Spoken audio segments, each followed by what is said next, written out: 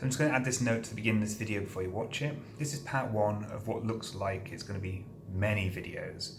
So I'm going to go through the build and make sort of 10-minute videos as I'm building the Proton Pack.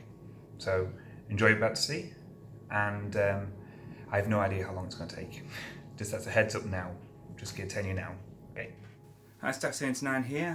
What I'm doing at the moment is I'm building a Proton Pack from Ghostbusters. Ghostbusters 1, that's the one I want to make, because I prefer the first film to the second film.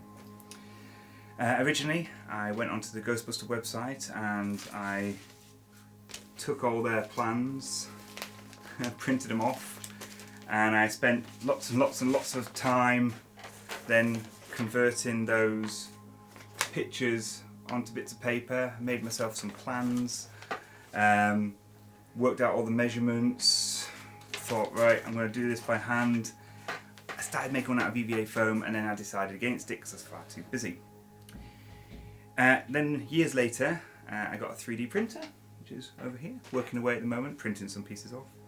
And the idea was to take them measurements, pop them in some CAD software, and print off my own parts. Luckily, some guys out there have already done that for me. They've already taken them exact measurements from the plans of the Proton Pack and put them in some CAD and created some model files. So I'm going to put some links down below to all the files I'm using.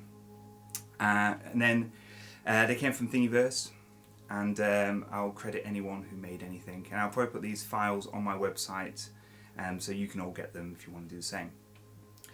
So I took the files, and at the moment I am just printing away. I'm printing all these files of all these little pieces. I've got bits lying around everywhere, you know, bits of Proton Pack. And the idea is that I will stick it all together, stick it on a bit of wood, sand it down, spray it up, put some electrics in it, and you got a Proton Pack. So we'll see how this goes. I'm going to do it bit by bit. Obviously at the moment we've got a lot of printing going on, which is not the most exciting thing to watch, and the video would go on forever. So I'll just put I'll make a little montage for you. How about that? We'll have a montage of some printing, and then we'll move to the next stage.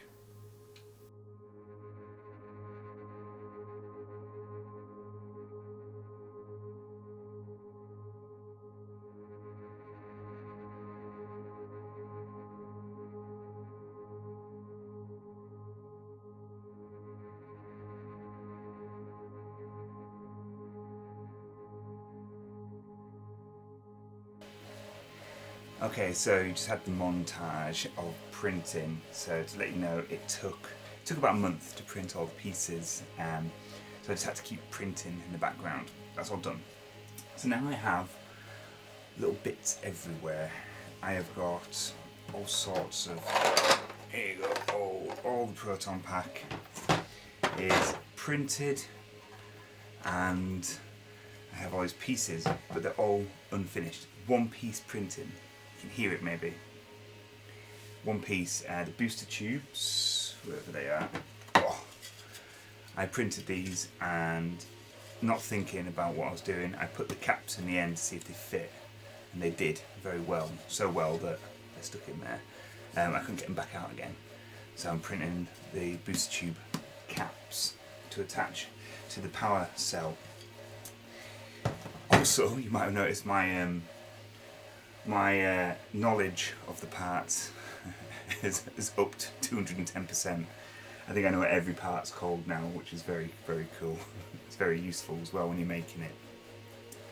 So while I was printing away, the spacer here for the cyclotron, I printed each part out, and I did originally put a blob of Gorilla Glue in between each piece and screwed them together with little nuts to hold it in place. So I could technically take those little screws out now, but I'll probably keep them in because there is a speaker going inside here, and after seeing some of the Proton Packs that have been made by the Jersey Ghostbusters and some that I've seen at Comic-Con as well, the vibrations that you get off these things when they're in full swing, they could rattle apart, so I'm going to make it as strong as possible. a lot of hot glue going in here afterwards. And I just got it. Just reminds me of the DeLorean at the end of Back to the Future 3. Bits all over the place. This here is the booster and the iron arm. So printed these sections off here, the large and the small booster box, and then I've just screwed them together with some bolts. I put the iron arm pillar on there.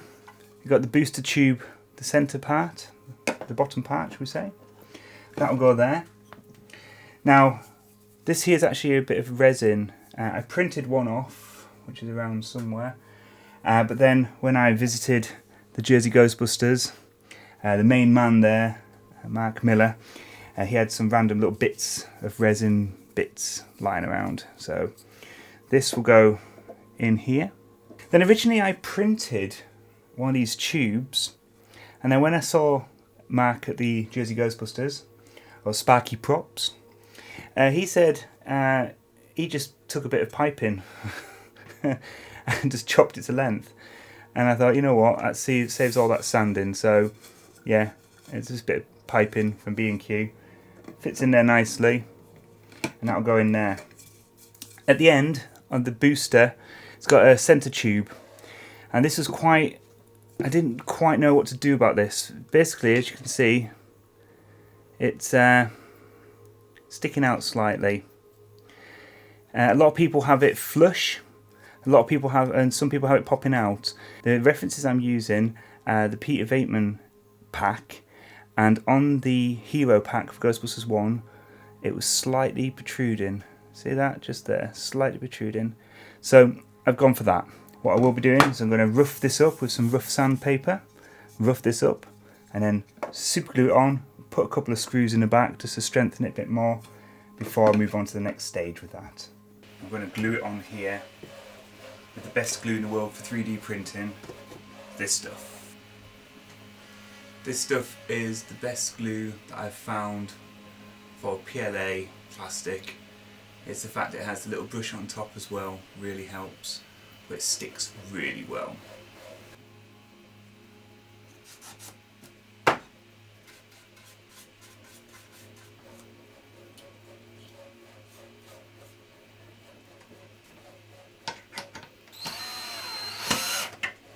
So just here, I've had some warping, so I'm just going to fill in this little gap, and as recommended by many people on the internet, the best thing for this is wood filler, apparently. I've never used it before for filling up. I usually use car filler, which is, as you know, hard to work with. It's got a cure time, etc. This stuff, apparently, you can use your fingers, take it, fill in your gap,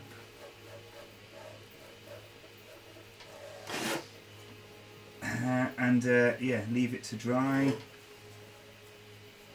give it a sand, and apparently it does the job.